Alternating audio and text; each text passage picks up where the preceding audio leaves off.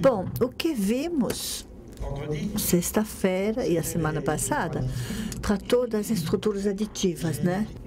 Ok.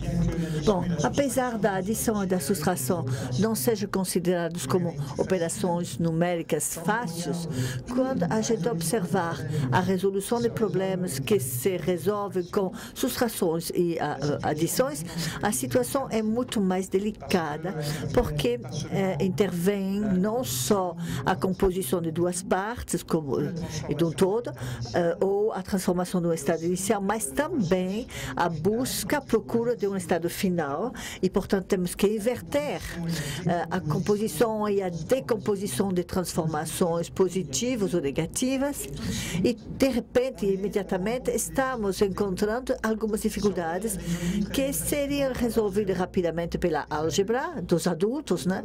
Mas como a álgebra por si só é problema para os alunos até 15 anos de idade e mais, até as dificuldades da adição e da subtração, se considerarmos através da resolução do problema, essas dificuldades, portanto, são duradouras. A situação para as estruturas multiplicativas é um pouco diferente, porque não só são operações um pouco mais difíceis para a escola primária, mas quando a gente trabalha já na proporcionalidade, e o que eu vou tentar explicar é que a estrutura multiplicativa se baseia na proporcionalidade simples, fundamentalmente falando, e na proporcionalidade dupla ou múltipla. E imediatamente encontramos problemas relativamente complexos. Eu vou, quem sabe, passar um tempo no final desse encontro de hoje trabalhando no conceito do volume, já que o conceito de volume se analisa como uma função trilinear para o paralelepípedo, bilinear para o prisma e, evidentemente, essas coisas são difíceis durante vários anos para as crianças e até para os adultos, eu repito. Mas eu vou iniciar com coisas mais simples, a proporcionalidade simples, e eu vou tentar explicar que todos os meios numéricos não são conceitualmente equivalentes.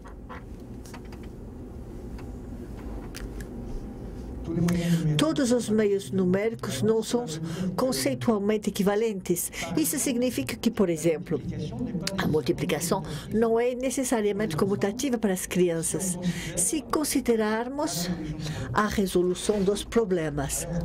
Enquanto que, para vocês, para mim e para os matemáticos, quando a gente está dentro dos números, a multiplicação é comutativa, é uma propriedade de comutatividade importante para da multiplicação, da multiplicação. Né?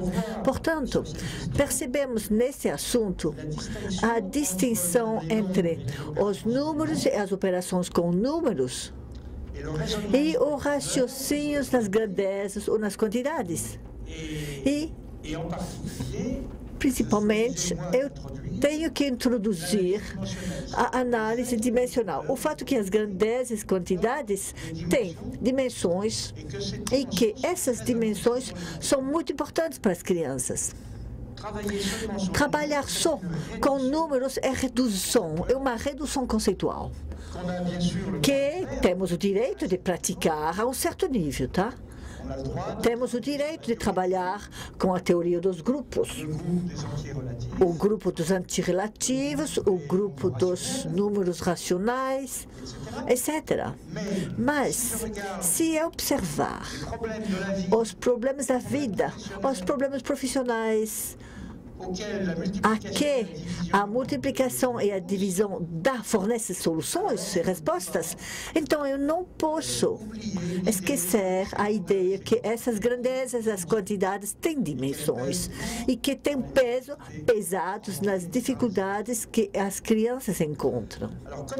Bom, como eu falo ainda de campos conceituais, eu vou, de vez em quando, né, iniciar mostrando uma listinha de conceitos que são envolvidas pelas estruturas multiplicativas. Eu vou utilizar a palavra conceito, no sentido amplo, que alguns colegas físicos ou matemáticos não aceitam facilmente porque são surpreendidos por essas amplitudes do conceito. O conceito de grandeza, conceito escalar. Escalar é uma palavra utilizada dos espaços vetoriais que eu uso para relacionar grandezas de mesma natureza. Duas grandezas de mesma natureza têm as mesmas dimensões e a relação entre essas duas grandezas é um número sem dimensão. Portanto, eu chamo ele de escalar. Claro, os conceitos de relações de proporções, de funções de variáveis. Bom, vocês todos sabem que o conceito de função e o conceito de variável nasceram tardiamente na história da matemática, no século XVII ou XVIII até, enquanto que utilizava-se nos gregos já esses conceitos de funções e de variáveis. Em outras palavras, se as crianças utilizam implicitamente os conceitos de funções e de variáveis, eles fazem como os gregos, que utilizavam esses mesmos conceitos de modo implícito. Uma coisa muito importante é a ideia de função linear e de função bilinear. Por quê? Porque precisamente na proporcionalidade, os teoremas em ação ou em acto utilizados pelos alunos dizem respeito ou remetem ao conceito de função linear. É um ponto importante porque quando Piaget trabalhou sobre a proporcionalidade, não muito, né? Ele não evocou a função linear, nem a função bilinear. Evocou, sim, o cálculo das proposições lógicas. E, a meu ver, foi um erro teórico que cometeu porque não é possível reduzir os conhecimentos matemáticos em operações lógicas, mesmo se a lógica for muito importante. Bom, portanto, eu vou tentar formular nos termos a propriedade da função linear. Eu vou tentar formular esses teoremas em ação que os alunos vão utilizar. Outros conceitos importantes também, o coeficiente constante, o coeficiente de proporcionalidade, o conceito do número racional, análise bidimensional também e análise não bidimensional. Isso se trata na física, na escola, no ensino médio. E eu percebo que na sua estrutura multiplicativa, quando as crianças encontram a multiplicação e a divisão através de problemas de proporcionalidade, eles têm dificuldade com perguntas que remetem à análise dimensional. Tá? Sem insistir inutilmente sobre essa análise, eu vou voltar para mostrar os caracteres sofisticados das situações em que os alunos podem se encontrar. Portanto, espaço vetorial, combinação linear e depois dependência e independência. De fato, quando temos uma função com várias variáveis, a questão da independência, as questões de dependência e de independência, eu não vou insistir agora. Eu vou dar exemplos mais tarde. Essas questões são importantes quando temos funções de mais de uma variável. Eu já encontrei esse problema sexta-feira com a questão do cavalo do Sr. Smith, que foi vendido, que foi comprado e vendido, que foi recomprado e revendido. Eu expliquei que a proposta intermediária, que consiste em comprar mais caro o cavalo cavalo que você acaba de vender não deve ser levado em conta porque os dados não são independentes das duas outras operações. Portanto, essa ideia de dependência e independência é uma ideia que não é muitas vezes mostrada ou estudada ou valorizada, muito menos nem estudada pelos pesquisadores, muito menos no ensino fundamental e pouco no ensino médio, enquanto que intelectualmente é uma ideia importante da dependência e independência. Eu não vou insistir, mas é para dizer a vocês que se houver um campo conceitual, é um conjunto de situações e um conjunto de conceitos. Então, todos estes conceitos têm sentidos, mesmo se o seu sentido continua sendo implícito. Bom, vamos iniciar pela proporção simples. De fato, minha intenção, minha ideia é que a multiplicação e a divisão são já situações de proporcionalidade. A maioria das vezes, né? Se são situações de proporcionalidade, não há razão para não utilizar o esquema da quarta proporcional,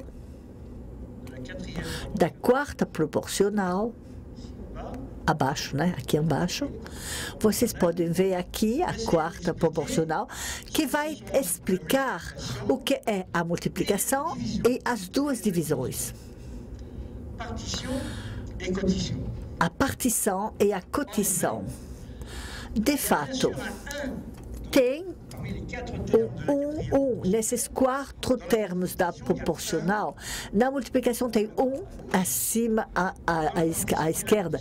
Na partição e na cotição tem à esquerda. Mas o que nos proíbe ver o raciocínio multiplicativo e que faz que na multiplicação vamos multiplicar A por B, o tem peso, o tem sentido, ele tem peso e, portanto, tem que restituir na análise. Os exemplos vão permitir entender de forma mais clara essa ideia. Bom, a questão que eu vou perguntar é: a multiplicação é uma operação binária? Por exemplo, 4 multiplicado por 5. Eu vou repetir já o enunciado. Né? Ana quer comprar balas para seu aniversário com amigas. Tem 5 amigas no total. Cada pacote de bala custa 4 euros. Quando deverá pagar? Tem 5 crianças no total, né? Problema alimentar. E com esse tipo de problema, com essa situação de distribuição de balas ou de bombons, que introduzimos a multiplicação de uma maneira geral na França com 8, 9 anos de idade. Bom, se eu disser, eu vou multiplicar 4 por 5, e se eu multiplicar assim, eu posso multiplicar 5 por 4. É uma lei de proposição binária. Será que ela dá conta do raciocínio das crianças, esta lei? Essa é a pergunta. Dá conta? E minha resposta é não. Não dá. Não dá tão bem conta assim do raciocínio das crianças, porque, de fato, eu poderia também dizer que 4 multiplicado por 5 equivale a dizer que se um pacote de bala custa 4 euros, 5 pacotes de bala vão custar 5 vezes mais do que um pacote. Portanto, eu vou multiplicar 4 por 4 euros por 5 pacotes. Esta operação é uma operação de isomorfismo da função linear. É claro, nós podemos nos basear na adição, porque quando eu digo que 5 pacotes custam 5 vezes mais do que um pacote só, eu posso dizer é 4 mais 4 mais 4 mais 4 mais 4 euros, o que dá 5 pacotes. Eu acrescento 5 vezes 4 euros. Portanto, a multiplicação se baseia na adição. nesse caso. Se, em compensação, eu observo a seta que me transporta de 5 pacotes para o preço dos 5 pacotes, é mais complicado, porque eu não posso dizer que a multiplicação se baseia na adição. 5 pacotes mais 5 pacotes mais 5 pacotes nunca produziu nenhum euros. Produziu vários pacotes, sim. Portanto, a multiplicação que me permite passar de 5 pacotes ao preço de 5 pacotes não é a mesma coisa do que a multiplicação por via escalar. É a multiplicação por quociente de dimensões, a seta representando um coeficiente de proporcionalidade que é o preço por pacote, o preço por pacote. Para vocês e para eu não faz muita diferença, sim, mas para uma mente de 8 ou 9 aninhos há diferenças, e principalmente porque no caso 4 euros mais 4 euros mais 4 euros mais 4 euros, 4 euros, eles podem se basear na adição. E no outro caso, eles não podem se apoiar ou se basear na adição. Se agora eu tento formalizar mais, nós temos da função linear com números, né, com números, os teoremas utilizados, eu percebo que à esquerda aqui, temos o preço de 5 vezes um pacote, que é igual a 5 vezes o preço de um pacote, teorema de função linear, nesse caso, que podemos generalizar depois f de kx igual a kf de x, enquanto que o coeficiente de proporcionalidade parte de 5 pacotes, f de 5 igual a 4, coeficiente de proporcionalidade, 4 francos, 4 euros por pacote, multiplicados por 5 pacotes. 4 euros por pacote multiplicado por 5 pacotes, o numerador do denominador se anula e eu encontro 0. Esta análise é um pouco sofisticada, eu reconheço. Mas eu não quero passar por isso com as crianças. Mas a tabela permite enxergar bem a diferença entre uma relação entre grandezas da mesma natureza e relações entre grandezas de naturezas diferentes. Verticalmente, escalar, horizontalmente, quociente de dimensões. Portanto, a multiplicação não é absolutamente comutativa no ponto de vista conceitual. É claro? Eu espero que seja claro. Por enquanto, não há grandes consequências, mas poderia ter se a gente dá o passo em direção à divisão. Então, vamos agora para a divisão.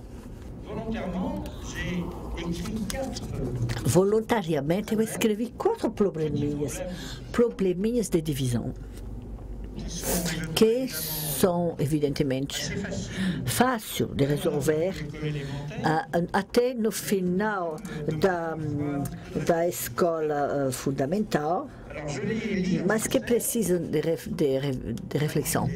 Eu vou ler em francês e serão traduzidos em português. E vocês vão ver a diferença. Bom, Susana pagou R$ 48 por 8 bolos com creme. Qual é o preço de um bolinho? Uma mãe divide balas entre seus filhos e seus amigos. Tem 24 balas. Há 6 filhos, 6 crianças. Quanto cada criança vai receber de balas? Uma professora distribui canetas. Ela quer dar 3 canetas para cada criança. A quantas crianças vai poder dar, distribuir? Entre quantas crianças vai poder distribuir essas 39 canetas? Pedro compra bolinho para seu aniversário. Cada bolinho custa R$4. Ele tem R$52. Quantos bolinhos poderá comprar para o aniversário? Quais são os problemas que vocês vão associar porque tem mais ou menos a mesma estrutura? Quais são aqueles que vocês podem associar e quais são aqueles que vocês vão colocar numa classificação separada porque não tem nada a ver. Eu lembro as duas divisões assim. Bom, o primeiro probleminha vai com o quarto. O primeiro, ele se associa com o segundo, com o terceiro. O terceiro, ele vai com o quarto, com o segundo. É minha pergunta. Do ponto de vista da estrutura do problema do enunciado, tá?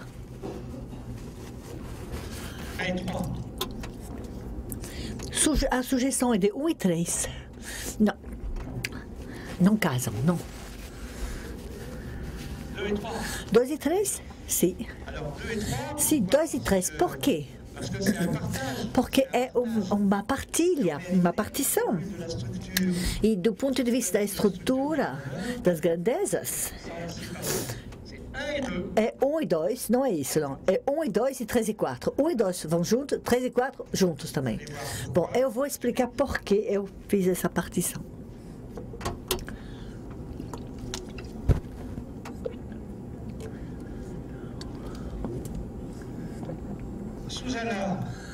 A Susana, do primeiro probleminho.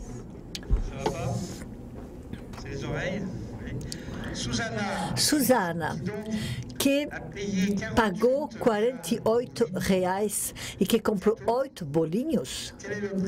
Qual é o preço de um bolinho? É um problema de partição. Encontrar o valor de um bolinho, bolinho, né? E neste caso, da distribuição de balas pela mãe, 24 balas, ela tem 6 crianças, qual é a parte de cada um? É F de 1. Qual é a parte de uma criança? F de 1. Como agora há pouco era o preço, qual era o preço de um bolinho? São problemas de partição. A palavra partição vem de pesquisa da Inglaterra. Os ingleses, há mais de 30 anos, consideraram que podíamos distinguir entre a partição e a cotição. Bom, os outros problemas remetem à cotição, porque nós conhecemos o valor unitário. R$4 compra um bolinho. E quantos bolinho poderá comprar? Ou 3 canetas por crianças. Tem 39 canetas. Quantas crianças vão receber 3 canetas cada uma? Esse é um problema de cotição. Acompanhe o meu raciocínio rapidinho, tá? Para dividir 39 canetas por 3 canetas, as crianças vão poder dizer, dividir canetas por canetas, eu vou encontrar crianças. Qual é o milagre que me faz dividir canetas por canetas? Eu vou encontrar crianças, um número de crianças. É mágico? Evidentemente, é a análise dimensional que permite aos adultos entender. Porque nós não dividimos por 3 canetas, dividimos por 3 canetas por criança. E dividir por 3 canetas por criança é reencontrar a caneta numeradora, caneta denominadora e a criança. Portanto, é uma análise dimensional. Eu não vou tentar explicar isso daqui para as crianças que têm 9, 10 aninhos, mas em compensação é importante que se as crianças encontram dificuldade, é porque não só trabalham nos números, mas que também eles trabalham nas quantidades e nas grandezas. Então, para bem insistir sobre esse ponto, eu vou mostrar uma outra pesquisa que também foi feita na Inglaterra, na época, alguns anos atrás. e que retomei e que meus estudantes também reutilizaram. E vocês vão ver. O resultado é muito surpreendente. Bom, a tese que eu quero demonstrar ou ilustrar com essa pequena pesquisa é a ideia que raciocinar de uma maneira escalar com isomorfismo da função linear é mais natural que raciocinar com o coeficiente de proporcionalidade. Certo?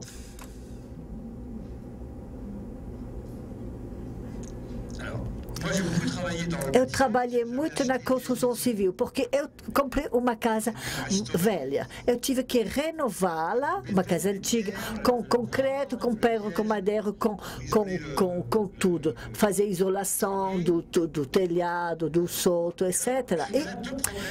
E são dois problemas de proporcionalidade que eu encontrei. Eu compro 285 quilos de cortiça, pagando 0,70 euros por quilo. Cortiça, né, para forrar, de isolação. Será que o que eu devo fazer para encontrar o preço total? Eu vou precisar fazer multiplicação ou uma divisão? Uma multiplicação.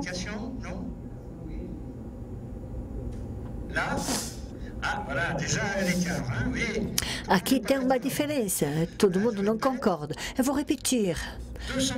285 quilos de cortiça a 0,70 euro o quilo. Eu devo fazer para o custo total, eu devo multiplicar ou dividir, ou multiplicar e dividir.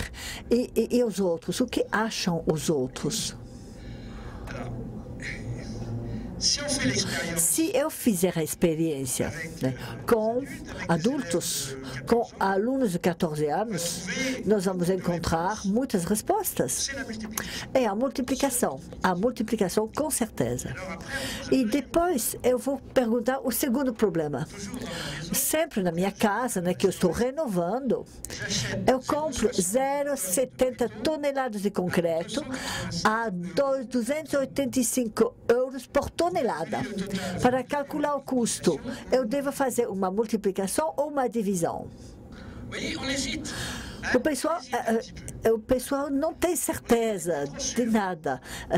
O pessoal hesita. E, de fato, é mais uma vez uma multiplicação. Mas o problema é que, num caso, com os 225 quilos de cortiça, eu multiplico por um número maior do que 1. Se eu representar com a pequena tabela de 4 lugares, né, o primeiro problema, eu tenho aqui 1 quilo de cortiça, 0,70, 285 quilos de cortiça. O custo, qual é? Eu vou multiplicar porque a operação escalar é disponível. 285 vezes mais. 285 é maior do que 1, porque eu não vou hesitar em relação à multiplicação, porque a ideia da criança é que a multiplicação amplia o número, a divisão diminui o número. Portanto, multiplicado por 285 é uma multiplicação, eu terei um valor maior, é normal. Mas no segundo caso do concreto, como o escalar é mais uma tonelada, 285 euros, 0,7 tonelada menor do que 1. Então, há uma ideia relativa ao crescimento, né, que faz com que as crianças vão dizer, mas 0,7 é menor do que 1. O preço de 0,7 vai ser menor do que 1. É verdade, o 0,7 é menor do que 1. Mas porque é menor e que temos uma ideia falsa da divisão, eles vão dizer, bom, precisa fazer uma divisão neste caso.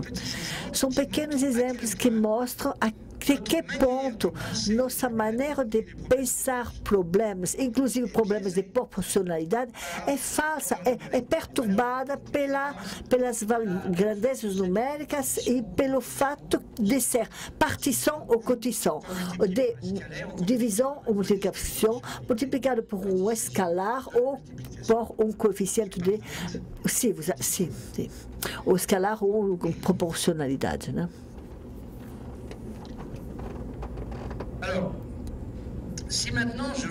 Se agora eu quiser ir para a explicitação em termos matemáticos dos teoremas em ação utilizados pelas crianças na sua atividade, eu vou ser levado a dizer: cuidado, tem os teoremas isomorfismos da função,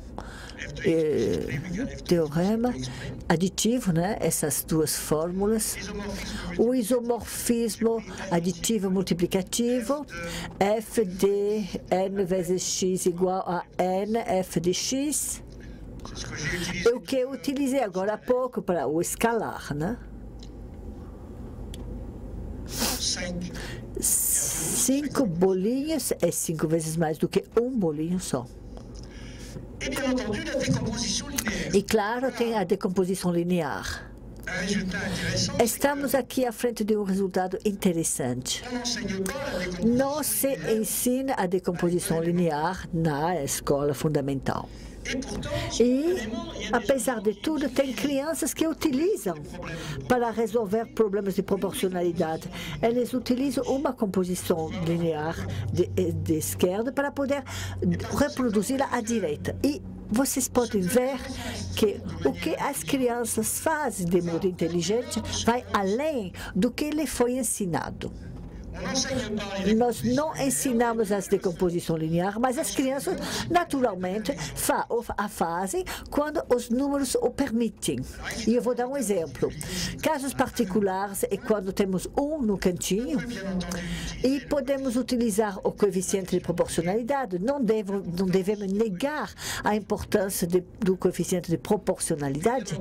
E, claro, tem outros teoremas mais delicados, como, por exemplo, o produto em cruz e a regra de 3.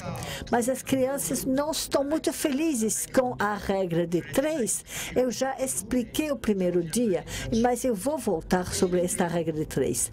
Bom, a intenção, a ideia, rapidamente, é que se levarmos a sério os raciocínios das crianças, percebemos que são muito mais sofisticados do que poderíamos ter pensado. E que, quando tivermos uma proporcionalidade, a ideia que se acrescentarmos à direita, podemos acrescentar à direita, à esquerda também, se a gente decompõe linearmente nx mais n' à direita, podemos fazer o mesmo tanto à esquerda e vice-versa. E esses teoremas precisam ser explicitados nos termos da função linear, mesmo se a criança não vai utilizar essa linguagem, e nem você com eles. Mas podemos utilizar representações simbólicas como tabelas, com adições à esquerda e à direita, uma multiplicação à esquerda e uma multiplicação à direita, etc., etc. Há meios simbólicos de representar os raciocínios das crianças. Não é fácil. Eu não digo que seja fácil, não. Aqui é um exemplo que vai me permitir explicar as decomposições lineares.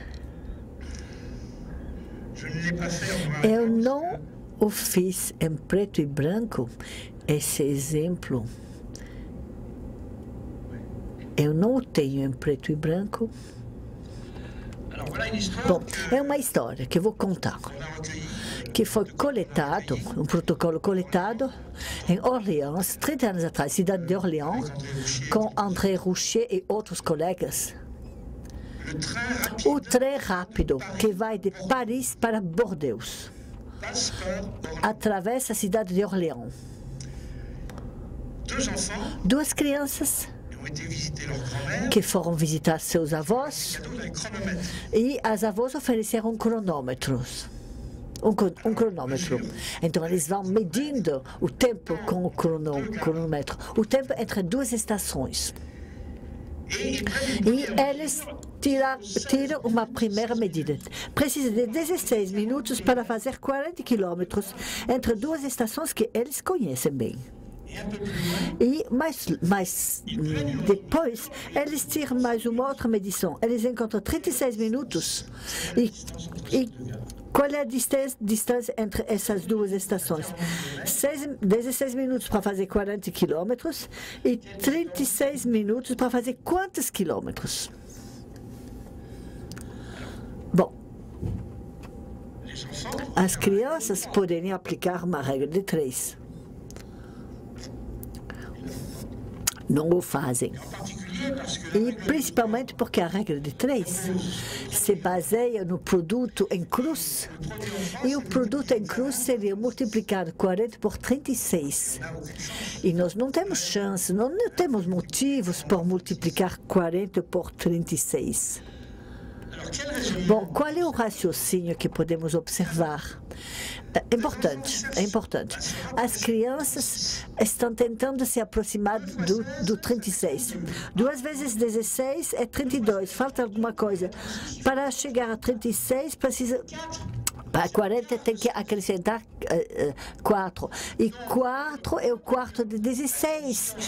A distância percorrida é 40 quilômetros multiplicado por 2, mais o quarto de 40 quilômetros, ou seja, 10 quilômetros. 40 quilômetros mais 10 quilômetros dá 90 quilômetros. 40 mais 10, 90. É um raciocínio que entendemos rapidamente, que as crianças não têm capacidade de teorizar, mas que eles usam na ação. E é uma decomposição linear, neste caso.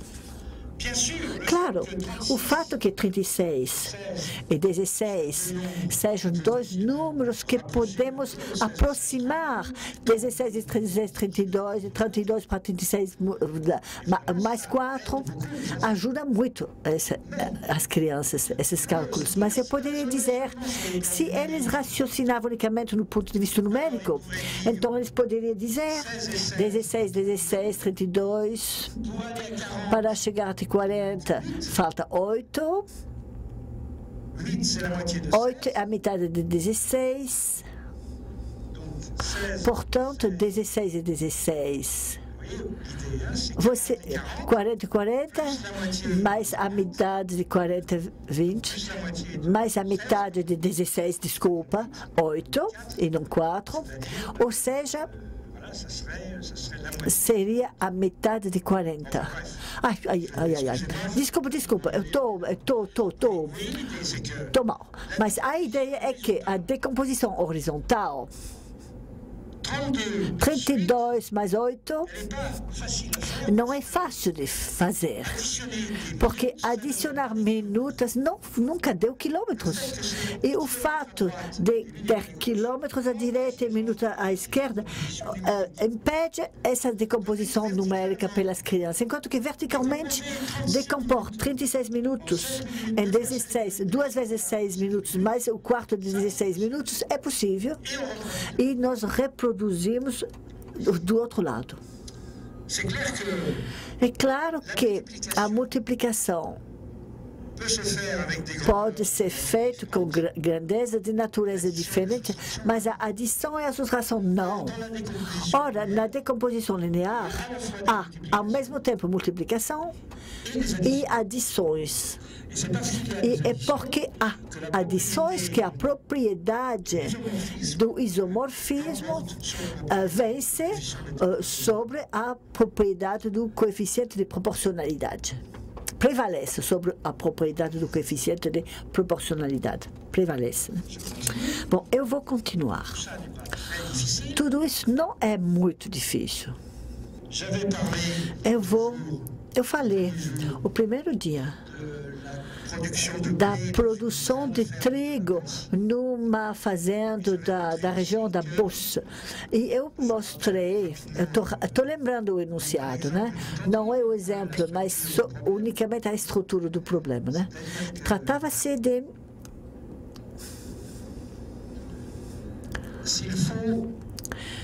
se precisarmos 120 quilos de trigo para fazer 100 quilos de farinha e que a produção da fazenda é de 972 toneladas, então há um primeiro raciocínio dos alunos que procura o coeficiente de proporcionalidade que me levará de 120 até 972 mil.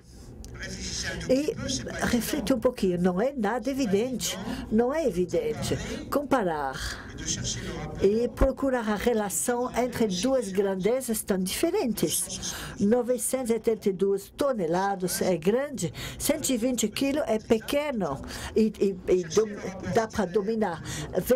Procurar a relação escalar para carregá-lo do outro lado, transferir do outro lado, é surpreendente. Eu vi essas 4 meninas trabalhando nisso, elas refletiram 15 minutos, elas numa semana, a semana seguinte elas voltaram a hesitar. E uma delas falou, olha, vamos dividir 972 por 120 quilos, e ela não conclui a frase porque achou que não ia sair nada, mas na cabeça dela estava tudo claro, e os outros entenderam que deveria se multiplicar 100 quilos de farinha por essa relação, mas elas não explicitam, elas não conseguiram explicitar isso daqui. Bom, vocês podem ver que no lugar de ter 972 quilos de trigo, eu digo 96 quilos de trigo ou 90 quilos de trigo, já tenho números menores que 120 quilos de trigo já. Portanto, a questão é mais delicada. Com 90 quilos de trigo, eu posso trabalhar nas relações fracionárias. 90 quilos é 3/4 de 120 quilos. Portanto, se 90 quilos é 3/4 de 120 quilos, a quantidade de farinha será 3/4 de 100 quilos de farinha. E as crianças têm essa capacidade de fazer esses raciocínios. Mas cuidado, raciocinar sobre números racionais, sobre proporções que fazem intervir frações, números racionais, não é tão simples assim. Bom, eu espero ter convencido vocês dessa questão, pelo menos. Ou seja, é mais fácil trabalhar nas propriedades de isomorfismo da função linear do que nos coeficientes de proporcionalidade. Porém, trabalhar com os coeficientes de proporcionalidade é muito importante também. A proporção simples, tranquila, multiplicação, as duas divisões, partição, cotição, quarta proporcional. Mas quando é que as coisas ficam mais complicadas? Quando há vários tipos de proporcionalidades. Bom, de fato, há duas formas distintas. A primeira é o encadeamento das proporcionalidades. O encadenamento, né? A sequência, vamos dizer, a sequência, tá? Uma primeira proporcionalidade, uma segunda proporcionalidade e uma proporcionalidade entre a primeira e a segunda coluna. É a forma de composição por sequência da proporcionalidade. Uma segunda forma consiste em dizer, eu tenho uma grandeza proporcional a outra grandeza, e de maneira independente eu tenho também uma proporcionalidade em relação a uma outra grandeza. E para mostrar essa independência, eu faço uma linha vertical e a outra verticalmente. Eu coloco uma na vertical, outra na horizontal. Eu vou mostrar um problema que foi colocado a alunos de 15 anos, 16 anos, que estavam aprendendo a profissão da construção civil. E, portanto, é um campo em que temos muitos cálculos para fazer. Construção civil precisa comprar concreto, cimento, areia, preço do cimento, preço do concreto, preço da areia, a quantidade, que quantidade para uma casa, para duas casas, para uma casa menor, uma casa grande, uma mansão, e depois tem a mão de obra. Bom, portanto, nós colocamos um problema relativamente complicado, mas eu vou explicá-lo e eu acredito que ele vai se tornar mais simples. Aqui está. Eu utilizei a palavra Félix para o empreiteiro, porque tem uma empresa de construção de casa que se chama Félix. Feliz, né? Félix, portanto, por analogia, eu falei o senhor Félix, que é o construtor francês. O senhor Félix tem uma obra em que ele está construindo casas relativamente pequenas, do tipo F4, quatro cômodos, né? Uma norma, 5 cômodos é F5, com 5 cômodos, e F6 é uma casa relativamente grande, com 6 cômodos. A superfície, a área construída, 75 metros quadrados, 84 e 103 metros quadrados. Vocês podem esquecer todos esses dados, é cada vez mais maior. A superfície linear é a superfície total construída, total, inclusive os muros, tá? A área total de construída, né? E mesmo sejam essas construção civil barato, popular, eles têm que colocar uma sapata de concreto, ou seja, uma laje de concreto, fundações ou então fundações de concreto. A fundação de concreto é assim que é nisso daqui que vamos trabalhar com os alunos. No F4, essas fundações 45 metros, no caso do F5, 48,7, e no caso do F6, 6 cômodos, 55 metros. Cada vez tem uma área maior para as fundações em relação ao F3 e F6. F4 e F6. A intenção é fornecer dados, muitos dados numerosos para que os alunos encontrem o problema de fazer ordenamento, ordenar essas ideias. É um trabalho intelectual não desprezível ordenar as ideias e os dados, né? Então, os dados são o quê? Para 1 metro cúbico de concreto, eu não sei traduzir em português concreto, mas beton, traduz por concreto. Concreto. Diz ele aqui concreto, por favor. Concreto. Para concreto, 250 kg de cimento, 580 kg de areia e 1.500 de brita, né? 1.500 kg de brita, que torna o concreto verdadeiramente coeso, tá? Temos os preços do cimento, né?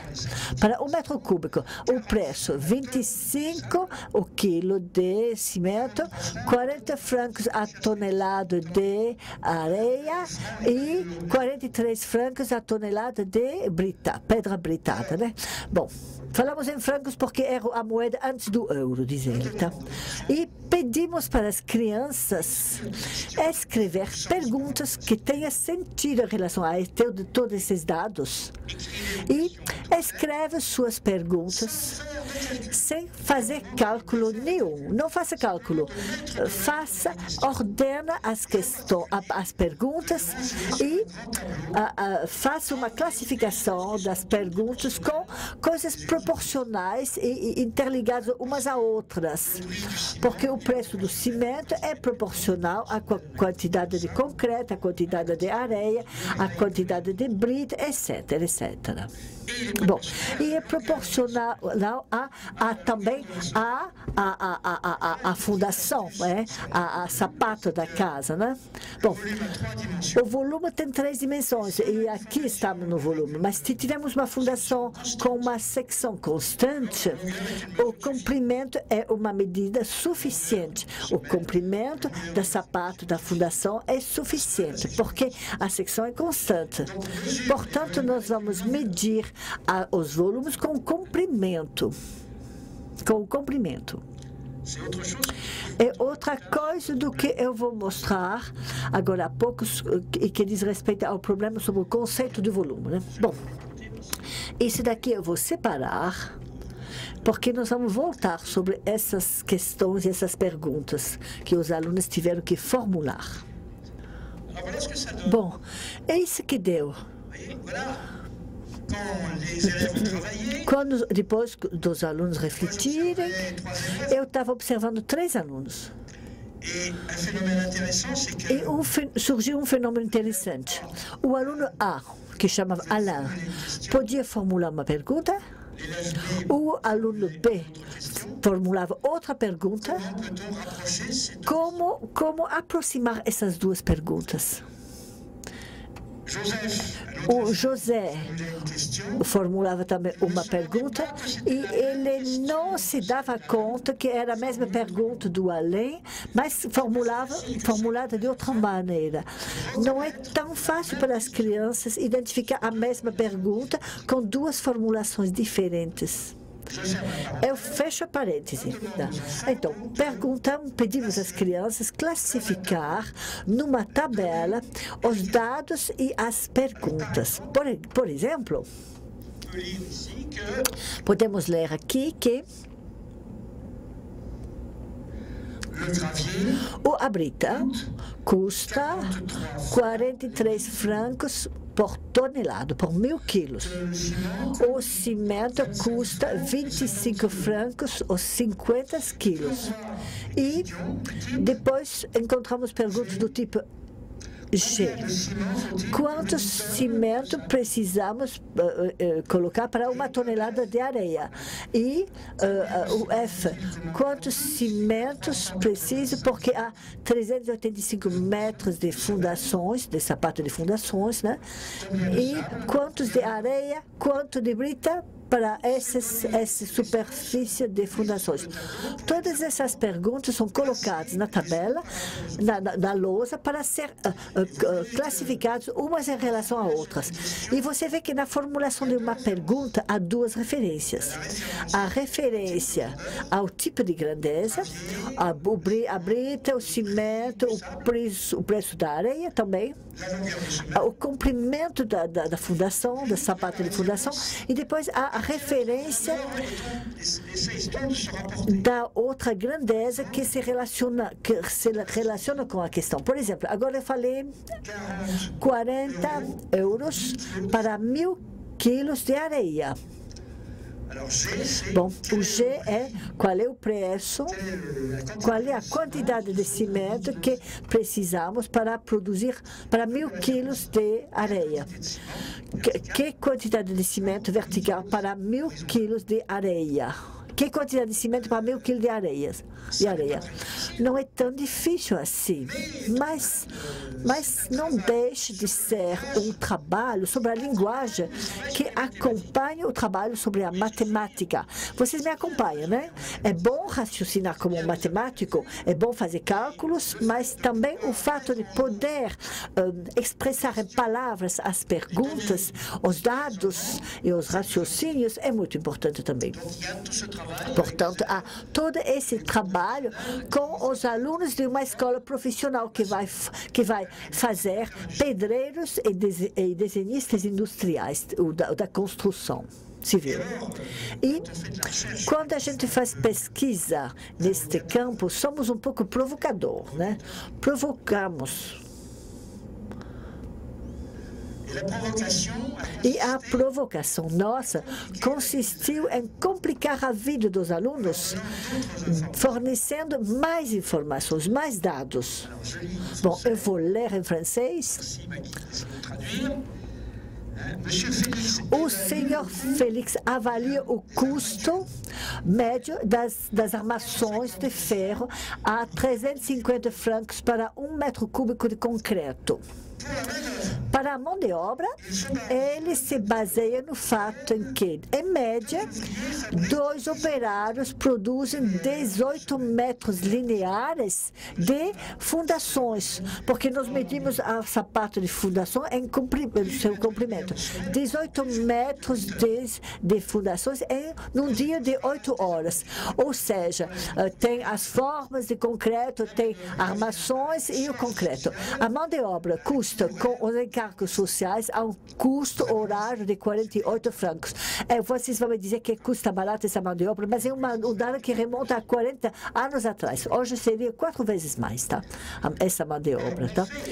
Mas a gente pergunta aos alunos, escreve, sem fazer os cálculos, as novas questões que vocês podem questionar e que grandeza podemos introduzir na tabela anterior e que grandezas requerem um outro tipo de tabela. Bom, a tabela anterior, essa era esta daqui. E, claro,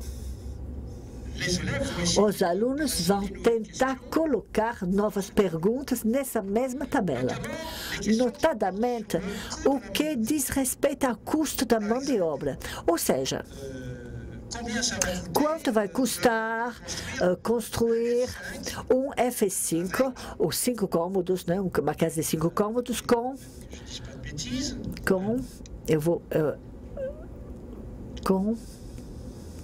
F5, 5 cômodos.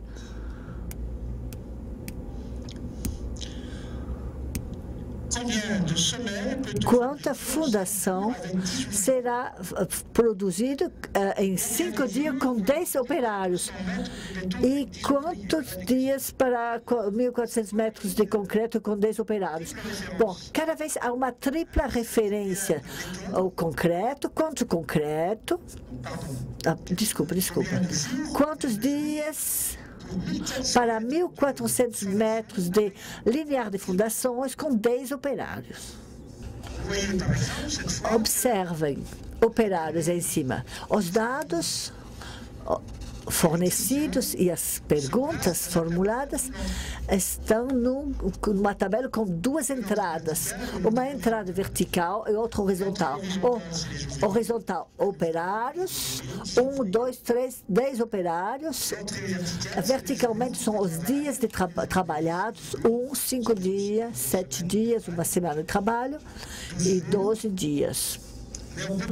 Mas podemos também questionar a duração do trabalho em relação à construção de 1.400 metros de fundação por 10 operários fazendo essa laje, né? Quantos dias? Quantos dias serão necessários para que 10 operários produzam 1.400 metros de laje de fundação? É um pouco sofisticado já essa pergunta, né? Equivale a fazer uma cotação, com uma função de 2 variáveis. E há raciocínios mais simples, com certeza. Quantos metros de fundações 10 operários vão produzir em 5 dias, etc. Um dia, o Ministério da Educação Nacional da França reuniu um grupo de professores de matemáticas para rever os programas do primário ou do fundamental, de 11 até 15 anos, né? Do fim fundamental, de 11 anos até 15 anos, é a 6ª, 7ª e 8ª série, né? Bom, e eu estava membro dessa comissão, apesar do fato de não ser matemático, eu sou psicólogo, né?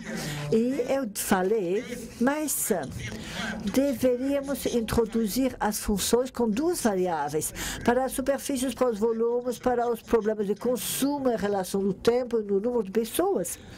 E a resposta que recebi é: mas as crianças já têm dificuldade com as funções com uma variável, nós não vamos introduzir duas variáveis. Na verdade, eles aceitaram finalmente de colocar uma linha com as funções de duas variáveis, mas 2 anos depois, isso sumiu do programa e não foi mais exigido. Tá? Bom, é a vida, afinal, é a vida. Não é fácil fazer mudar coisas já bem estabelecidas. Umas das dificuldades... existem algumas dificuldades, sim. Uma das dificuldades com as funções de duas variáveis é que, se multiplicarmos por um número, uma das variáveis, e multiplicar por outro número a outra variável, a terceira variável, o produto das duas, é multiplicado pelo produto dos dois fatores que eu utilizei. Isso daqui é um teorema fundamental das funções bilineares, Será que as crianças são capazes? Alguns deles, vamos dizer, de encontrar espontaneamente o raciocínio que utilizaria essa propriedade da bilinearidade. E a minha resposta é sim, eles encontram. E eu vou provar através desse exemplo. É um exemplo que foi utilizado com criança de 10, 11 anos, ou seja, na quarta e na quinta série, eu acredito, né? Na quarta e na quinta série. Bom, eu vou ler açúcar, se chama açúcar. Crianças vão numa colônia de férias na montanha. Eles vão esquiar, né?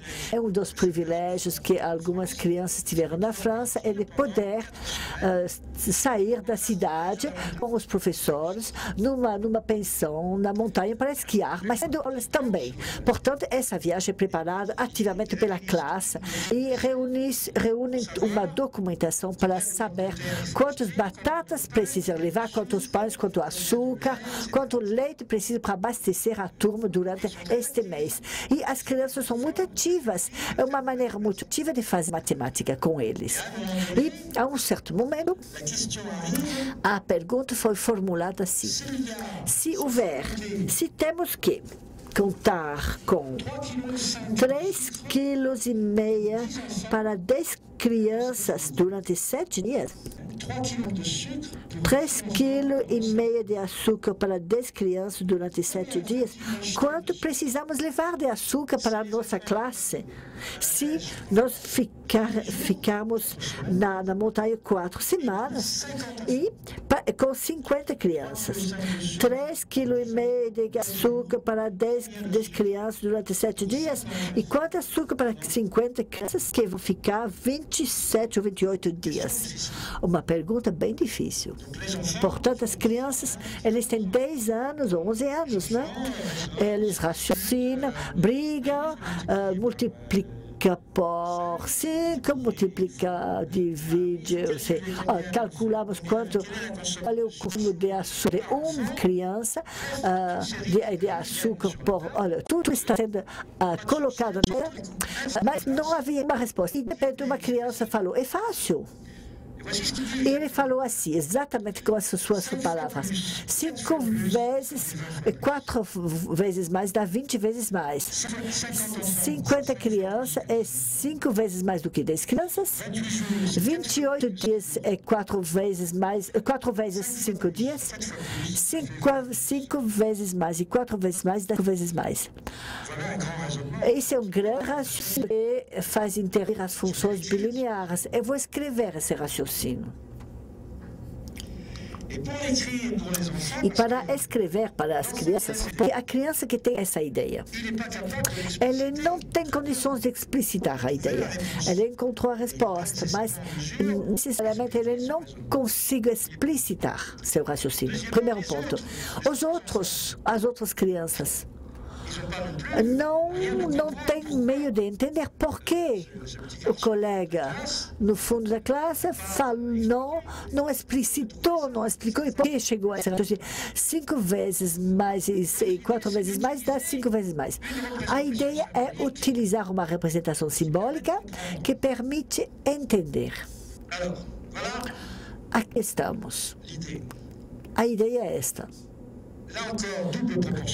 Dupla proporcionalidade do consumo de açúcar dentro em relação ao número de crianças, 10 crianças, 50 crianças, em relação ao número de dias verticalmente, dia, 7 dias, 28. Vocês que temos uma relação de 4 entre 7 e 28, temos uma relação de 5 vezes mais entre 10 e 50, portanto, ele utiliza 2 vezes a linearidade, 5 vezes mais crianças, 5 vezes mais açúcar, 4 vezes mais dias, vezes açúcar.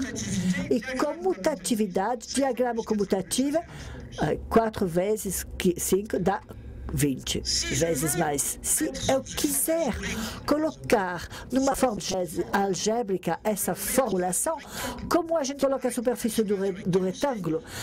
A superfície do retângulo aumenta mais largura. Se eu quiser fazer assim com a raciocínio, eu tenho que dizer o seguinte. O consumo de açúcar é igual a K, o número de crianças multiplicado por o número de dias e por um coeficiente de proporcionalidade que depende do consumo diário de açúcar.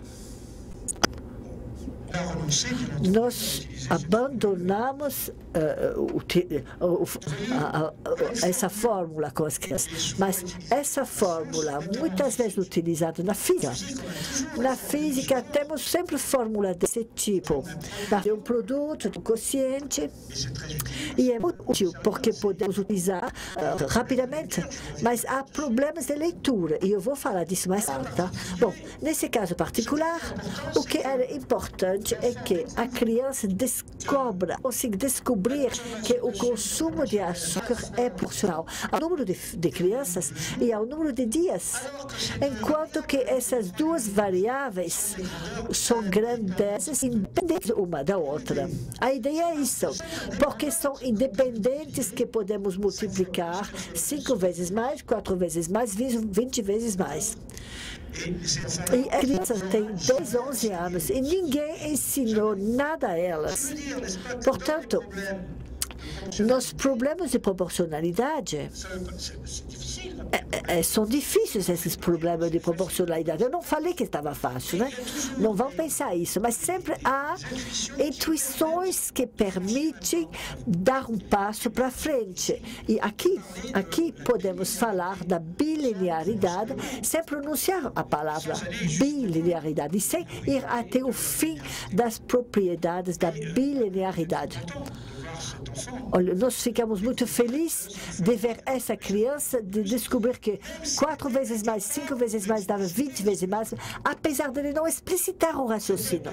Mas era o trabalho do pesquisador, do professor, que conduzia a classe, que tentou encontrar uma representação simbólica que explicou e entendeu esse raciocínio.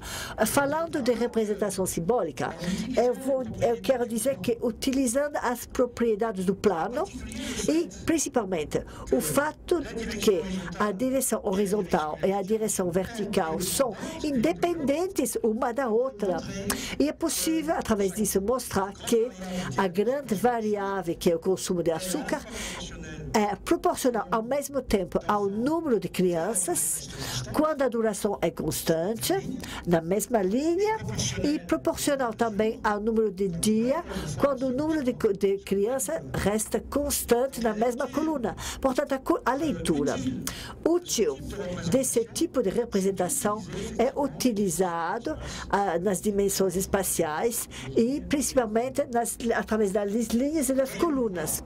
E E, decorrentemente, a criança que encontrou o bom raciocínio espontaneamente, ele dá um outro estatuto a conhecimento que utilizou, porque ele o viu representado simbolicamente. Será que os outros alunos têm capacidade de entender totalmente tudo? Eu acredito que não. Todos não entenderam essa mesma coisa, mas a ideia é que nós não há razão de privar as crianças de encontrar problemas delicados, por um lado, pelo fato que esses problemas delicados são muito importantes na racionalidade, na construção da sua racionalidade, e porque eles não são totalmente desprovidos de meios para abordar essas questões. Nós vimos através da decomposição linear agora há pouco, e agora com as funções de duas variáveis, vemos que na proporcionalidade há coisas delicadas que as crianças resolvem, desde que a gente preste atenção a construir, desde que a gente consiga construir situações provocadoras que levam as crianças a inventar. Aqui só tem uma criança que conseguiu inventar, que reinventar, né? Mas quando uma criança reinventa, podemos utilizar essa invenção como base para chegar um pouco além e explicar certas coisas, mesmo se nada está resolvido uma vez por todas. Vamos ter que voltar e voltar e voltar para considerar o conhecimento adquirido. É isso que eu queria explicar. Agora nós vamos interromper, quem sabe, para um cafezinho. Se não houver, vamos parar um pouquinho. E eu vou voltar agora a pouco com algumas outras questões que eu abordarei. Muito obrigada. Mais uma coisa que eu vou dizer. Eu observei com a Tânia Campos ontem à noite as folhinhas de papéis que vocês me encaminharam para encontrar os 3 problemas de adição, 3 problemas de subtração. É muito trabalho para nós, porque tem muitos casos, mas a grosso modo vemos 2 coisas, né? Que os famosos protótipos que eu indiquei são os mais frequentes, né? O protótipo era 2 partes reunidas num todo, onde um estado inicial, onde vem uma transformação. Os outros casos, procurar um estado inicial ou combinar ou descombinar transformações são menos frequentes. Ou seja, nós como adultos, vocês e eu, né, quando pensamos a adição e a subtração, em primeiro lugar, pensamos nos modelos prototípicos. E a gente se afasta dos casos que sugere a reflexão. E a didática é uma provocação. Eu continuo dizendo isso aqui. A didática é provocar, é uma provocação. E quando a gente utiliza a cultura para introduzir-la na classe, é um tipo de provocação, porque as crianças não são familiarizadas com todos os aspectos da cultura de hoje. Bom, claro, uma provocação é uma provocação. Precisamos ser prudentes na maneira de incentivar e de administrar essa provocação. Vocês podem ver um exemplo, né? Provocação para introduzir uma função de 2 variáveis independentes uma da outra para que em relação ao consumo de açúcar das crianças que vão esquiar. Quando eu era pequenininho, eu não tinha oportunidade de ir esquiar com minha classe, com minha professora. Na minha época, não tinha. Mas meus filhos foram, aproveitaram essas estadias no esqui, 4 semanas, 3 semanas de trem na montanha, numa pensão, esquiar e transportando leite e açúcar necessário para a sobrevivência deles. Essa é uma outra forma de educação, mas muito interessante, porém muito explorado pelos professores. Eu sei que para o Brasil vocês não têm essa oportunidade de mandar seus filhos fazer esqui, né? Quando vocês, para encontrar neve no Brasil, tem que pensar na Suíça ou no Chile. E quem sabe na Cordilheira dos Andes, na Bolívia, não sei, né? Bom, mas paramos um pouco, tá? Obrigada pela sua atenção. A pesquisa que fizemos tratava de ver até que ponto as crianças de 13 anos podiam entender o volume, sabendo que o volume constava no programa, na guia curricular de sua classe. Olha, era o equivalente à sexta série, né? 11, 12 anos, né? E a ideia foi sair com situações simples, corriqueiras da vida.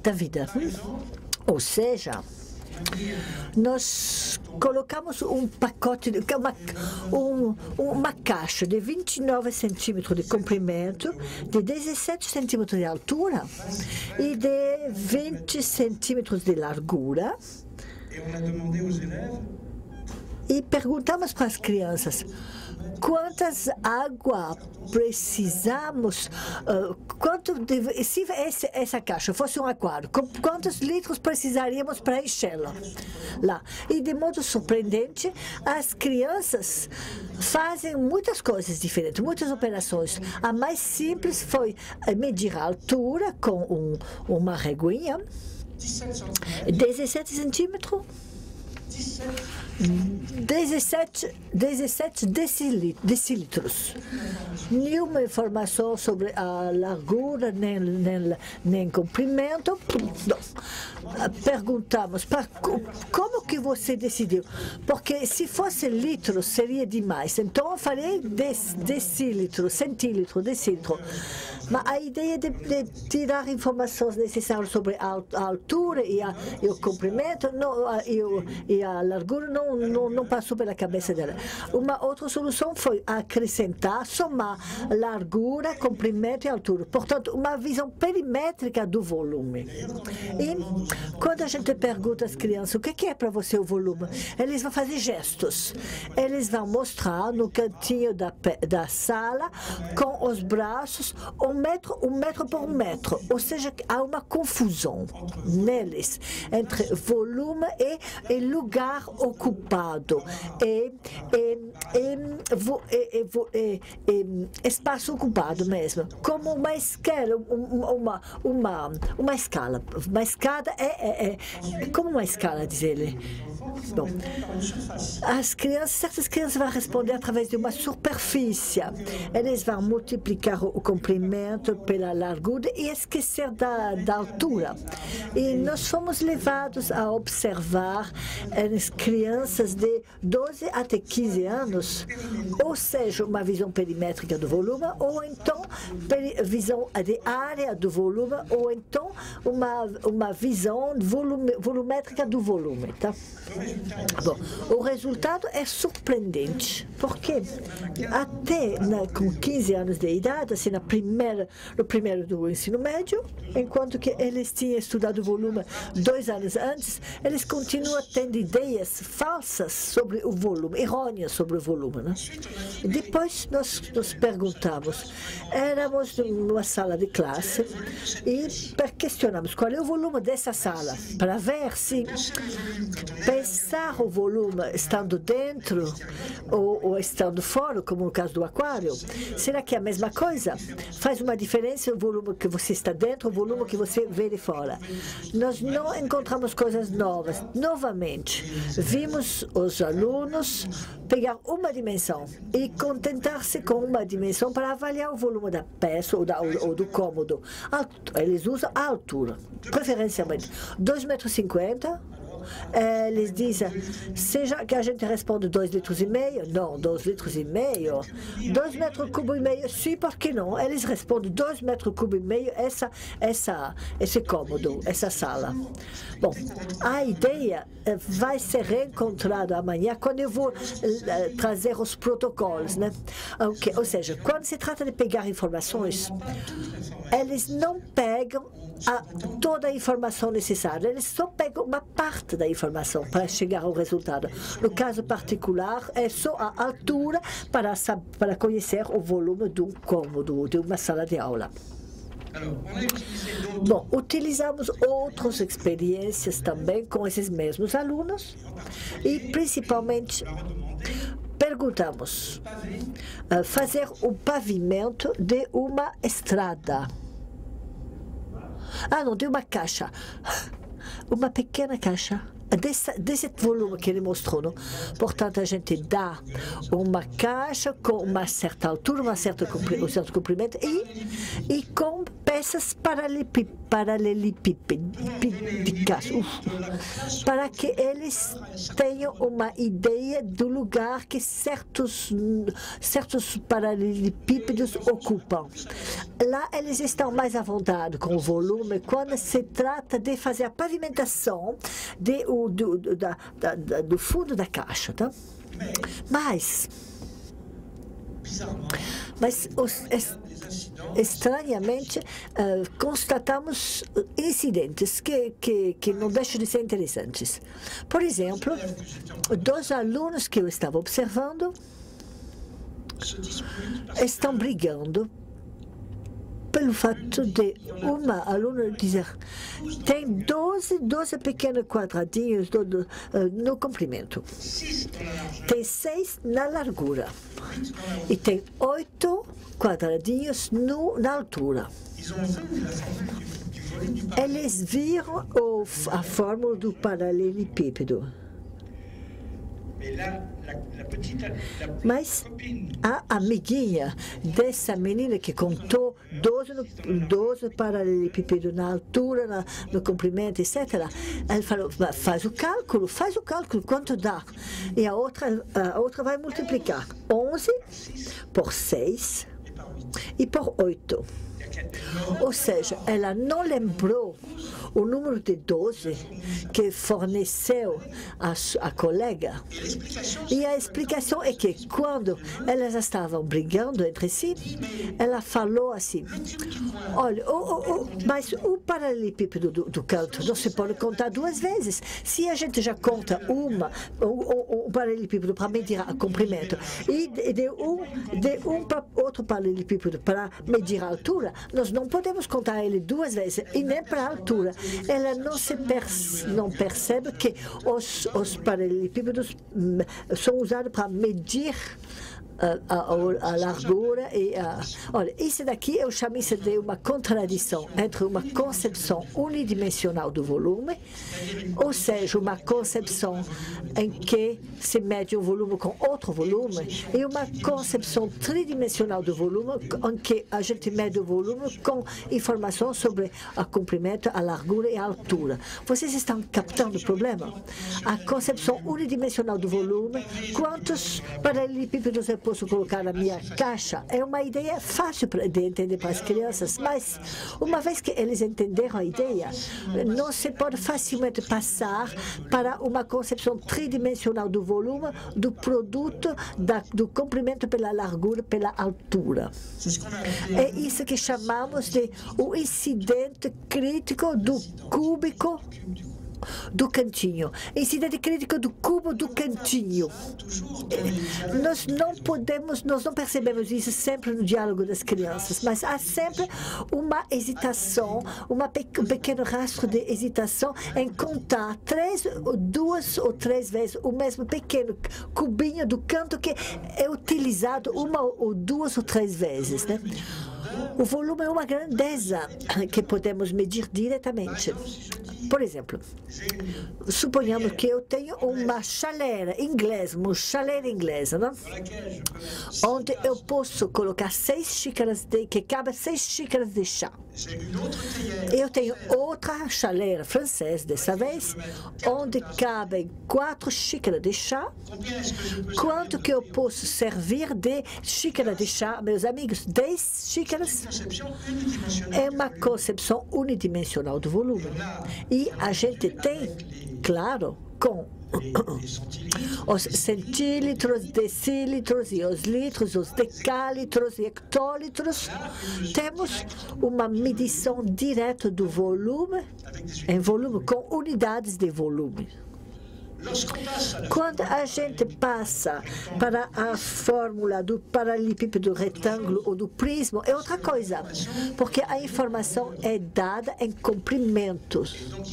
Portanto, nós temos que passar para uma concepção tridimensional do volume com uma função. 3 variáveis para o paralelepípedo, ou 2 variáveis para o prisma, ou área básica e altura, para o prisma reto, né? São coisas que aprendemos na matemática, no ensino médio da França, né? Mas não é porque eles foram ensinados que eles se apropriaram da ideia. Não, nem sempre. Utilizamos, portanto, outras experiências para estimular as dificuldades dos alunos, né? A ideia é a seguinte: o volume é um conceito difícil, relativamente difícil, pelo qual não basta um só critério para entender as competências das crianças. Temos que utilizar vários critérios.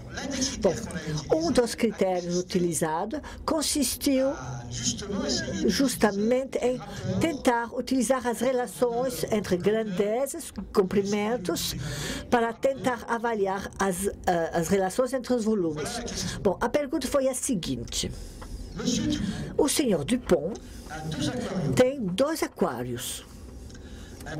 Um pequeno na sua cozinha e um grande aquário na sua sala. O aquário da sala é 2 vezes mais longo, 3 vezes mais largo e 2 vezes mais profundo do que o da cozinha. Quantas vezes o aquário da sala é maior do que o aquário da cozinha? Bom, vocês podem ver que estamos num problema similar do problema anterior, com a relação escalar, com a quantidade de açúcar, o número de operários, 5 vezes mais crianças, 5 vezes mais de açúcar, 4 vezes mais dias, etc, etc, etc. Tá? Estamos no mesmo problema, mas em relação ao volume, ou em relação ao volume, né? Bom, como proceder? O que acontece? Interrogamos as crianças um por um. 70 crianças, 60 crianças, tá? Foram interrogados. Em primeiro lugar, crianças falaram o seguinte: 7 vezes mais, 10 mais 3 mais 2. Né? O aquário ficou da cozinha, da sala. Eu tenho 3 números, eu vou acrescentar. Né? Eles são pequenos, então dá 7. 3, 4, 5, 6, 7. 2 vezes mais longo, 3 vezes mais largo e 2 vezes mais profundo. O volume que é 7 vezes maior. Eu fiquei surpreso por esse raciocínio. Bom, segundo tipo de resposta.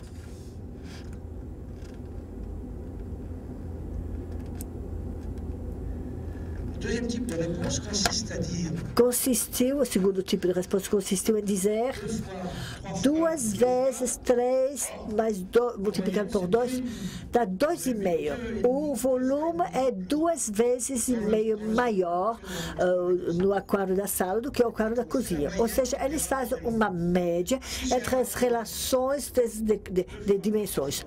Tem uma relação de 2, de 3, de 2, eu vou fazer a média, o que dá 2,5. Erro, novamente errado. Bom, a dificuldade de raciocinar sobre as relações só, sem trabalhar nas medidas. Porque o que vale são as medidas, não as relações. As relações de diferenças, nós vimos com a estrutura aditiva, e as relações entre grandezas, nós acabamos de vê-las, são conceitos difíceis de assimilar. E, portanto, vocês têm crianças que dizem: eu não posso responder, eu não sei qual é o comprimento, a altura, a largura do aquário da sala e da cozinha. E tem outras crianças que dizem assim, que vão, por hipótese, dar uma dimensão ao aquário da cozinha. 20 centímetros de longo, 10 centímetros de largo e 10 centímetros de altura, e vão multiplicar 20 centímetros por 2, 10 centímetros por 2, por 3 depois, encontrar o volume do grande aquário e fazer o quociente do volume do grande aquário pelo quociente do volume do pequeno aquário. Isso é significativo da dificuldade em pensar as relações e multiplicações entre relações. Eles preferem dar desvios através de hipóteses de dimensões do grande e do pequeno aquário para poder responder sobre a questão do volume. É uma resposta inteligente, mas muito comprida, laboriosa e não econômica. Bom, outro tipo de resposta que achamos interessante consistiu em dizer o seguinte: eu vou pavimentar o grande aquário com um pequeno aquário, uma concepção, portanto, unidimensional do volume. Um pequeno aquário, 2 pequenos aquários, mais dá 4 pequenos aquários no grande aquário. Não, dá 6 pequenos aquários, porque, 3 vezes mais, 2 vezes mais, e acima também. E eles contam novamente, eles se representam mentalmente a pavimentação do grande aquário com o pequeno aquário para atender e dizer 12 vezes.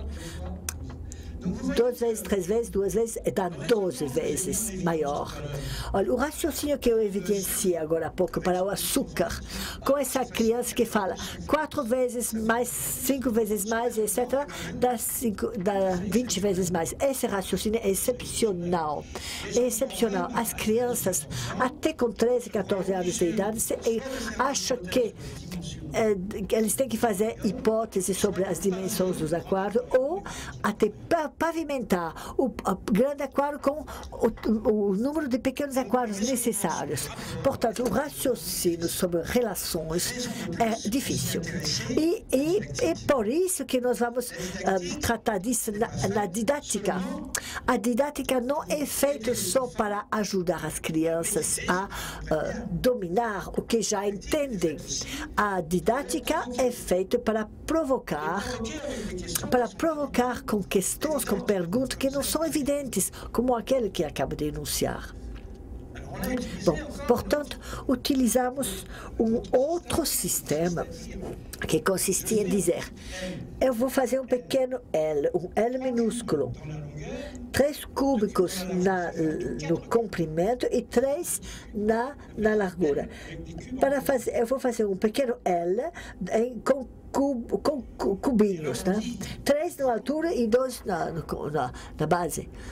Eu vou dizer, eu vou duplicar o comprimento, eu vou duplicar a largura, eu vou duplicar a espessura. Quantos cúbicos teremos no novo L que eu vou ter?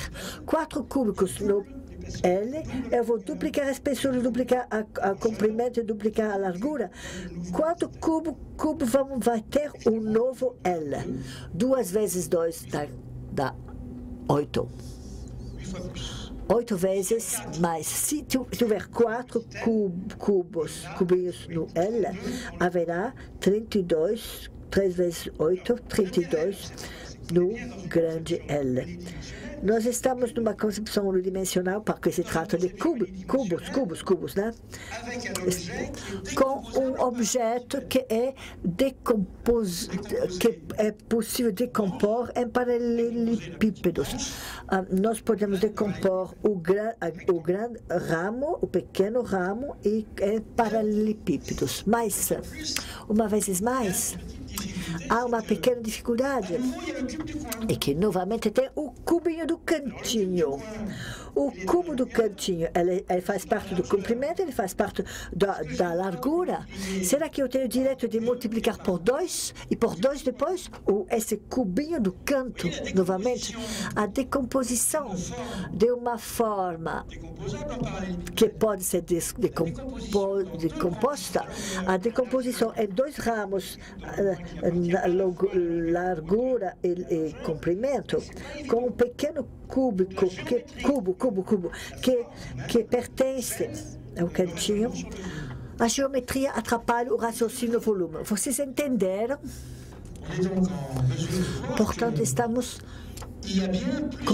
podemos ver que há vários critérios de avaliação das competências dos alunos em relação ao volume. O cálculo do volume através de uma fórmula é uma coisa importante, claro, mas sim, temos o problema de uma avaliação direta do volume, ou através da pavimentação, ou através das dimensões do comprimento, da largura e da altura, há dificuldades. Existem dificuldades. E com essa dificuldade suplementar que na pavimentação do volume com outro volume, nós temos a questão do cubinho do canto, que não se pode contar duas vezes conforme os alunos, né? Conforme os alunos. Bom, é engraçado tudo isso, porque no grupo que eu estava examinando, havia essas duas meninas, havia um menino também, nesse mesmo grupo, que brincava, que não prestava atenção e que se afastou do grupo. E, portanto, eu assisti a um debate entre uma menina e a outra, as duas meninas, uma dizendo, precisamos multiplicar por 12, e outra dizendo, não, por 11, porque nós não podemos contar duas vezes o cubo do canto. E foi duro, e uma argumentação de 10 minutos, quem sabe. O menino chegou. E ele falou, com toda certeza, tem que multiplicar por 12. E, neste momento, a menina que acabava de defender que era de multiplicar por 12, ela passou a aceitar o raciocínio da amiga. Ela falou, não, você deixa-nos em paz, vai brincar do seu lado, continua brincando do seu lado, vamos multiplicar por 11. Ou seja, a conivência de sexo entre as duas meninas prevaleceu sobre o raciocínio, a concepção intelectual do menino. Duas meninas estavam brigando. Aquele que estava certo aceitou a postura da amiga que estava errada para eliminar o menino que estava certo. É coisa assim engraçada. Quando a gente não vê com seus próprios olhos, não acredita. A realidade vai além da ficção. Mas aconteceu assim com essas meninas que rejeitaram o garotinho. Isso foi a nossa pesquisa. E que não parou por aí essa pesquisa, né? Normalmente, as crianças aprendem a fórmula do volume de uma esfera. Elas aprendem, eles decoram, tá? Na oitava série, tá? Na oitava série eles aprendem a fórmula do volume da esfera. E em entrevista individual ou conversa individual com as crianças, nós falamos do tema da esfera. Nós vamos perguntar o que acontece na esfera. E nós fizemos esferas desse tamanho, de 2 centímetros de diâmetro, de madeira, né? Eram bolinhas de madeira. Essas esferas eram bolinha de madeira, e tinha uma grande esfera de 4 centímetros de diâmetro, 2 de diâmetro e 4 centímetros de diâmetro. E nós perguntamos, quantas vezes o volume da grande é maior do que o volume da pequena? As crianças hesitaram e eles respondem 2 ou 4. 2 vezes maior, 4 vezes maior, nada mais do que isso. Portanto, o volume da grande esfera seria 4 vezes maior do que a pequena esfera de bolinha, né? de madeira. E nós falamos, e o peso? E o peso, então? E o peso? E as crianças, a mesma coisa, o peso 4 vezes ou 2 vezes o peso. Portanto, tem uma boa ideia nessas crianças da proporcionalidade entre o volume e o peso. Sabendo que é a mesma matéria, madeira, né? Madeira. Muito bom. Neste momento, nós tiramos a nossa balança, né, que a gente tinha guardada, e a gente coloca a balança com esses duas cestas, colocamos a grande bola de madeira numa das bandejas, e agora coloca a outra bolinha na outra bandeja daquela balança, né? Isso é muito interessante. É um momento inesquecível com as crianças. A criança vai pegar uma bolinha, 2, 3, 4, e a grande bola não decola. 4 bolinhas não equilibram a grande. Tem uma coisa, é o ardil, né? Alguma coisa que não é magia, é coisa assim que não cabe. Não? Eles estão incrédulos, eles estão abismados pelo fato que 4 bolinhas não conseguem levantar a grande bola. E temos que incentivá-los. Nesse momento, continua, vai lá, vai à frente. Então, mais uma, nada. Mais outra, nada. Aí eles falam, começam a duvidar e rindo um pouquinho. O senhor está exagerando, o senhor está querendo pegar a gente. 8ª bola, e de repente o balanço está se equalizando. Tem um equilíbrio, um milagre. Como é possível que seja necessário 8 bolinhas para pesar tanto quanto a grande bolinha de 4 centímetros de diâmetro? É irrealista para sua intuição infantil, que eles nem acreditam que estão vendo. A criança de 14, 15 anos, exceto alguns, né? Portanto, a maioria não tem sucesso nessa avaliação desse critério, exceto alguns. Bom, aqueles que acertam, eles hesitam, mas muitas vezes, antes de chegar ao número 8, eles dizem 2. 2 dá 6. Eles fazem 2 e 2 dá 6. Mais uma vez, eles utilizam as relações, mas de maneira aditiva. 2 e 2, comprimento, altura e largura. Bom, se a gente cutucar um pouquinho mais, se a gente incentivar, eles dizem sim. Se 8 seria um bom número. Mas como você procedeu para entender que era 8? E eles respondem com um argumento totalmente metafórico. Como se eles tinham pavimentado a grande bola, 2 nesse sentido, 2 nesse sentido, e assim por diante.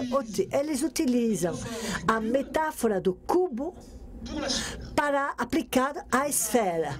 Eu vou fazer a pavimentação do cubo grande e eu vou pavimentar a esfera grande com pequena esfera, mesmo se é impossível, exceto nas matemáticas sofisticadíssimas de hoje. Eu acabo de ler um capítulo, um artigo feito pelas pessoas que trabalham com os fractais, né? Nos fractais tem raciocínios que eu não posso acompanhar até, né? Sobre os fractais, mas que mostram que é possível pavimentar objetos curvos com outros objetos curvos.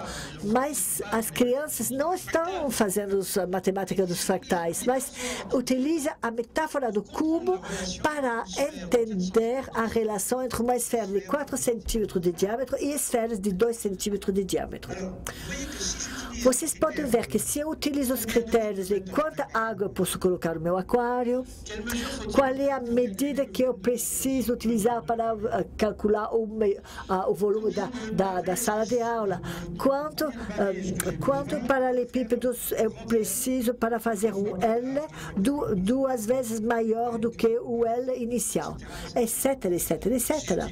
E se eu usar o famoso problema dos aquários, o do salão e da cozinha, eu tenho uma variedade de critérios para entender a competência das crianças sobre o volume. O volume é um conceito difícil. Nós não podemos nos contentar de um único critério para avaliar a compreensão das crianças. É um ponto essencial. E principalmente, entender que a dimensão, o caráter,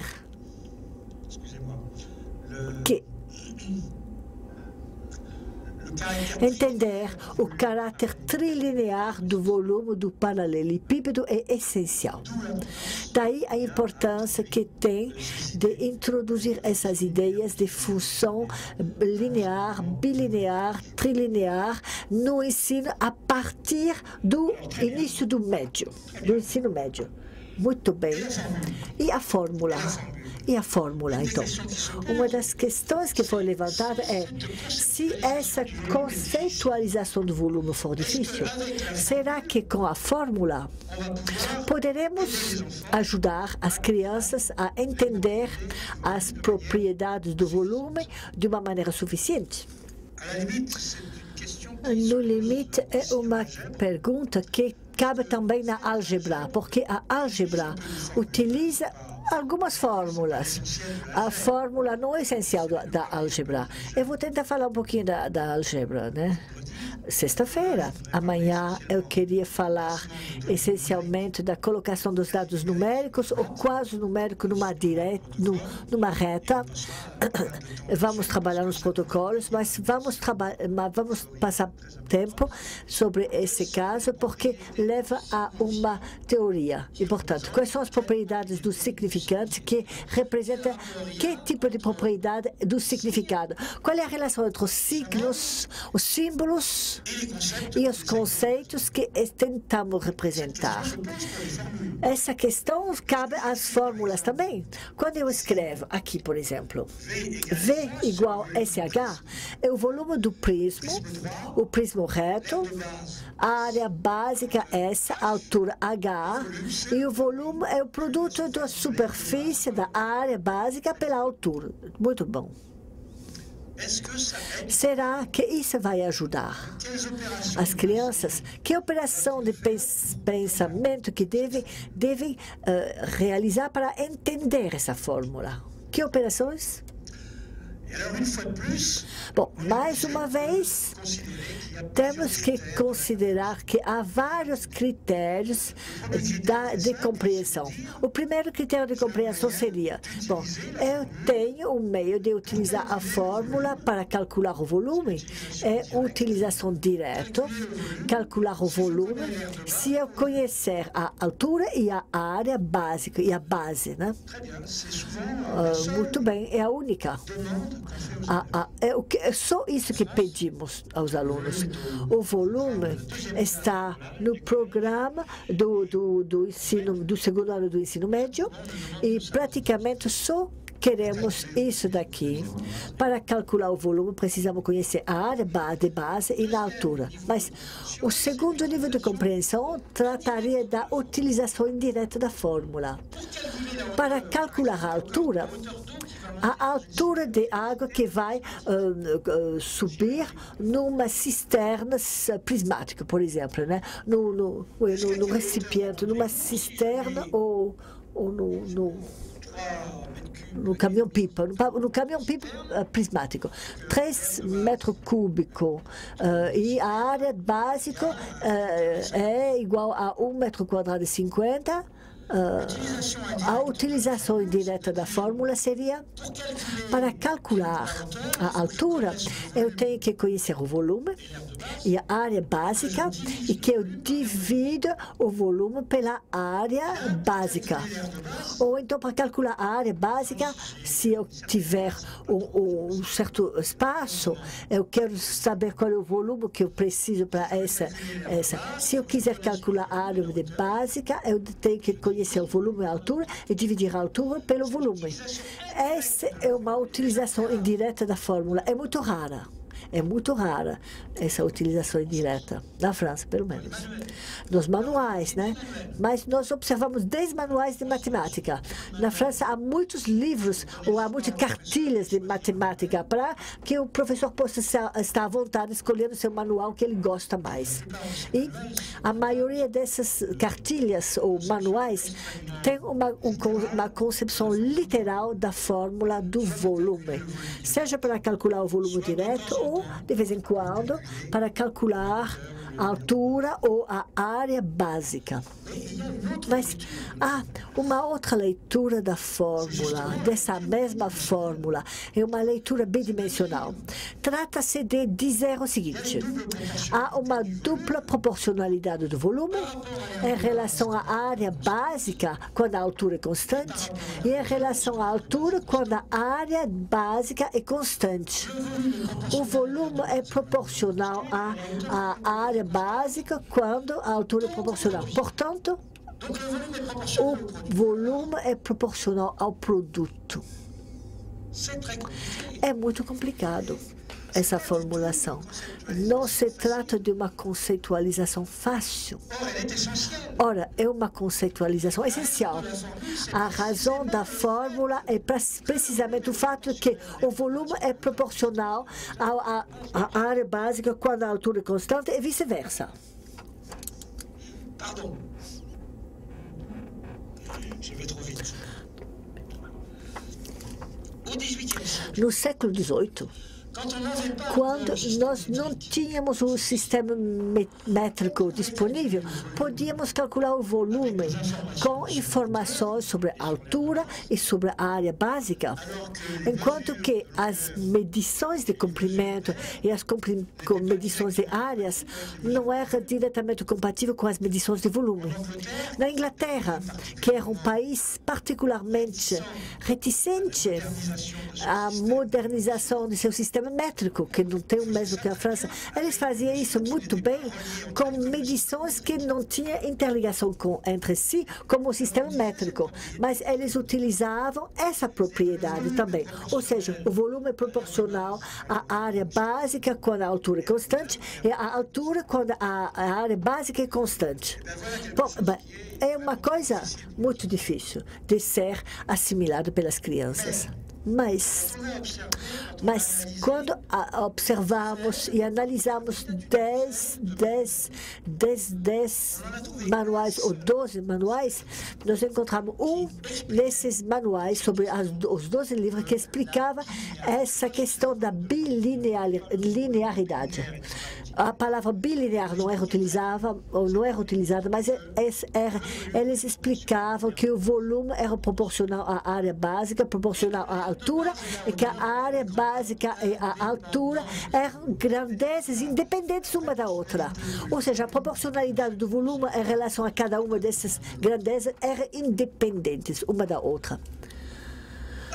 Bom, imaginem na física.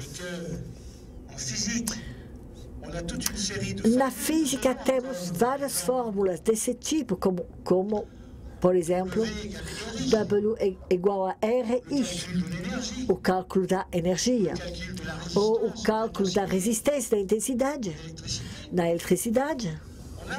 Temos esta questão de saber o que a fórmula me diz, me comunica. Como eu, aluno, como que eu consigo ler essa fórmula? Será que eu leio essa fórmula como uma dupla proporcionalidade ou como uma tripla proporcionalidade?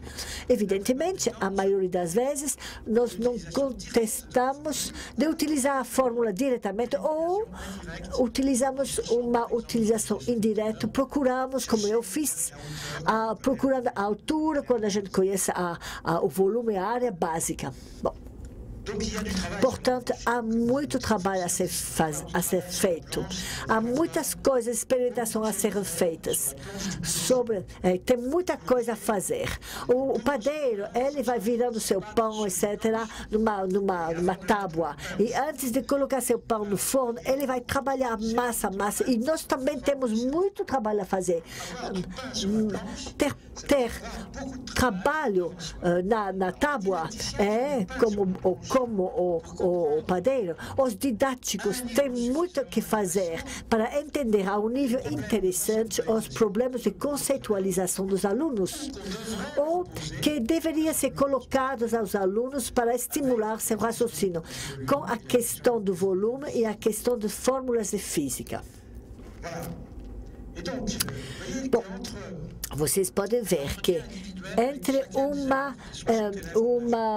diálogo individual com os 60 alunos sobre a comparação de dois aquários, o grande elo, o pequeno elo, sobre as esferas que vamos colocar no balanço, e a utilização das fórmulas que parecem resolver todos os problemas.